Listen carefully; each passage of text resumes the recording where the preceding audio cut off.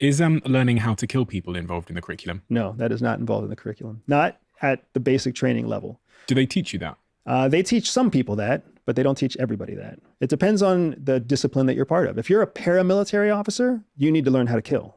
And you need to learn how to kill in different ways. Kill quickly, kill quietly, kill with blunt weapons, clear with bladed weapons, or kill with bladed weapons, kill with projectile weapons. So kill with explosives, de-arm explosives. So it all depends on the caliber or the level of officer that you're kind of put into. So paramilitary, they must learn that, but your standard human intelligence field collector, they need to learn how to live and work without being caught. So if you kill somebody, it's a big deal. You might get caught. So it's much easier to teach that person how to manipulate, how to collect secrets, how to live and operate without ever being detected. Whereas a paramilitary officer doesn't need to learn all that. Disguises. Did you ever wear a disguise? Absolutely. Yeah, disguises are something that are much more common than people would believe and much less quality than people would believe. Really? Yeah. So most disguises, what we actually call disguises inside CIA, we call them costumes. We don't really call them disguises. Disguises is a word that's used in pop media and pop culture. In the real world, we call them costumes. And our costume department, our disguise department, the whole objective behind a disguise or a costume is just to make you not look like you, not to make you look like someone else, not even to make you look like a realistic person. It's just to make sure that you don't look like you, right? So consider your picture, what you look like. You have some very definitive features: your nose, your forehead, your beard shape, your hair, right? The way that you hold your face, the neckline that you have. So if we wanted to change your appearance just so that you didn't look like Stephen Bartlett, all we'd have to do is take away those things that make you you and turn them into something else, right? We could put a nappy redheaded wig on you. We could put giant oversized sunglasses on you. We could shave your face or paint your beard gray, or even put a fake mustache on. We could put an oversized necklace around your neck.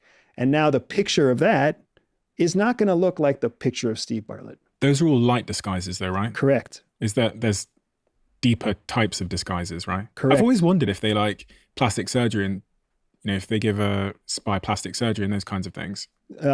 So there's 3 levels of disguise.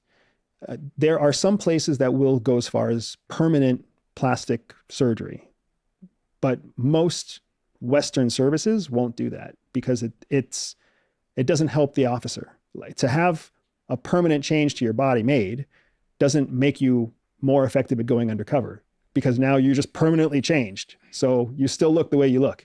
The value in a disguise is being able to reset the disguise, to reset the costume so that you don't look like yourself. So our 3 levels are level 1, level 2, level 3. Light disguise is level 1. Level 2 is long-term disguise. Level 3 is something that we call prosthetic disguise.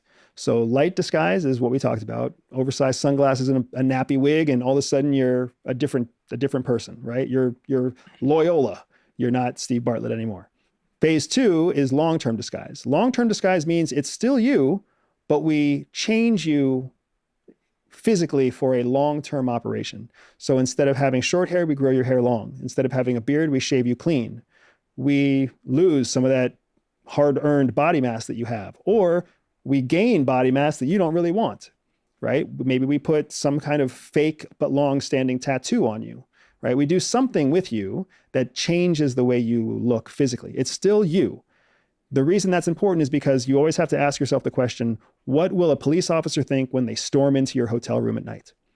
If you're wearing a light disguise and a police officer storms into your room at night, they're going to ask questions like, why do you have a wig?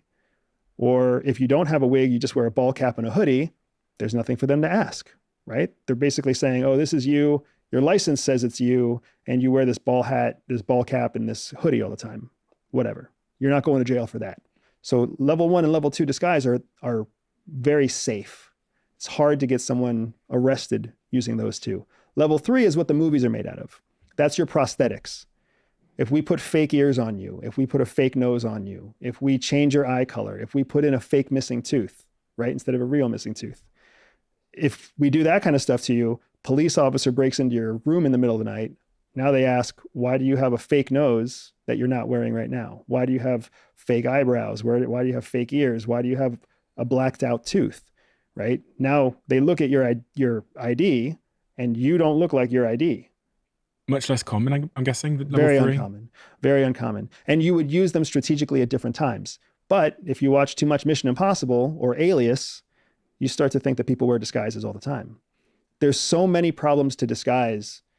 There's so many operational inadequacies to disguise that we could have a whole conversation about it, right? Like things don't stick to your face in the extreme cold. Things don't stick to your face in the extreme heat or when you're sweating your ass off in the Philippines. Things melt. Makeup melts. The adhesive that sticks a fake mustache to your lip starts to disintegrate. Like there's all sorts of problems with prosthetics in real life that Tom Cruise doesn't have to worry about in the movies. When people think of spies doing espionage overseas, wearing disguises and all these kinds of things, it does make you think they must be exceptionally good at dealing with fear, because a lot of people would be too nervous or too anxious or whatever to not like crack under that kind of pressure. If you're meeting the guy that has the nuclear codes for Iran or whatever, and you've been working for 9 months to meet this person, you know, you've got to have a good handle on your own anxiety and your own fear. Do the CIA target people that are good at that, or do they train that, or is it both? It's both. It's a great question. It's both. CIA wants people that carry a certain level of anxiety, because when you carry anxiety, you're naturally paranoid, which means you have heightened observational skills. Most people who suffer from anxiety feel like they're inadequate in some way. In reality, they are hyper adequate. They are more than adequate. Anxiety is a superpower through the eyes of the CIA. I would take somebody with anxiety any day over somebody without anxiety, because anxiety keeps you alive. Anxiety keeps you sharp. Anxiety keeps you learning. It keeps you attentive. It's a good thing. But to your second point, you are also trained. You are trained to understand how fear works. And like to oversimplify it, your brain has two hemispheres, right? A left brain and a right brain. Your left brain is your logical brain. Your right brain is your emotional brain. Because you have two different hemispheres and they operate on two different bases, right? One is based in logic, one is based in emotions. They actually operate and they process at different speeds. Your logical brain processes much slower than your emotional brain, which is why it takes you an instant before you're scared, but it takes you maybe minutes, hours, weeks before you're convinced. So what ends up happening is fear in an untrained person, going back to our conversation about trained versus untrained, in an untrained person, fear is an emotion that's processed by the emotional brain very quickly. So then they react instinctively to their fear. That's where a lot of people who suffer from anxiety get held back. When you can train someone to understand that the same thing that makes them emotionally scared is also being processed by their logical brain. Your brain is actually going through the process of determining how scared you really need to be. If you can just slow down the emotional brain and train the rational brain to work a little bit faster, your whole relationship with fear completely changes. How do they train you to slow down your emotional brain so that you don't react? That's a big part of the reason why you have a controlled training environment that lasts for multiple months. Because what they do is they inoculate you. It's called stress inoculation. They inoculate you with scenarios designed specifically to trigger your emotional response. Even though you have been trained to not trust your emotional response, they inoculate you so that over and over again, you have to go through the process of, I feel fear, I have to not accept it. I feel doubt, I have to reject it. I feel like I'm being watched, I have to reject it. I have to give my rational brain a chance to catch up so that I can get objective facts about the scenario.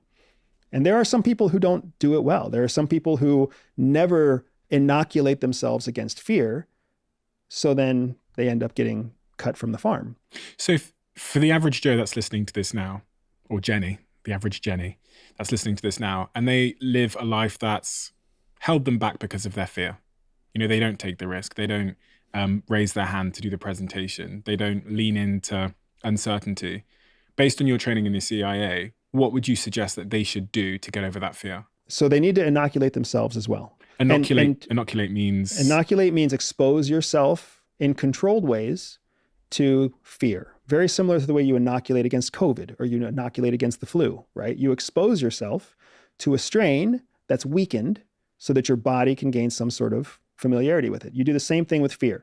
So if you're afraid to give that presentation, you're not ever going to change the fact that you're afraid to give a presentation, but you will be able to change something that you're less afraid of.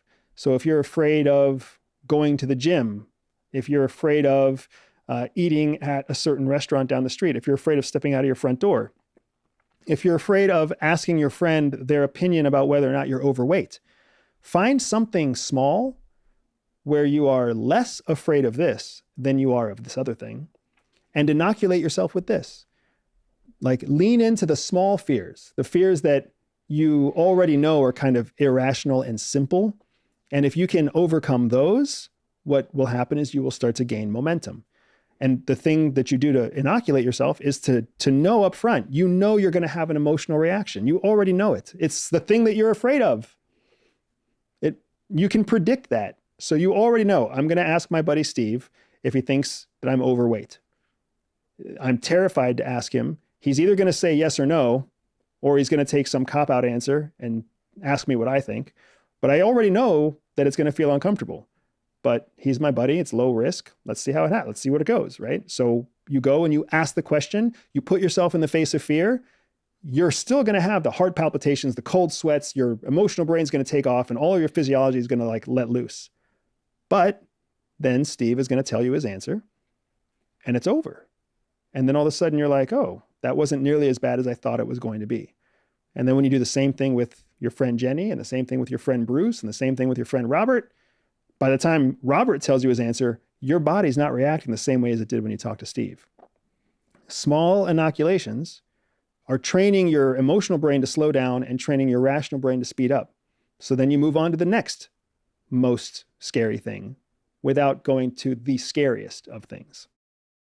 If you love the Diary of a CEO brand and you watch this channel, please do me a huge favor. Become part of the 15% of the viewers on this channel that have hit the subscribe button. It helps us tremendously, and the bigger the channel gets, the bigger the guests.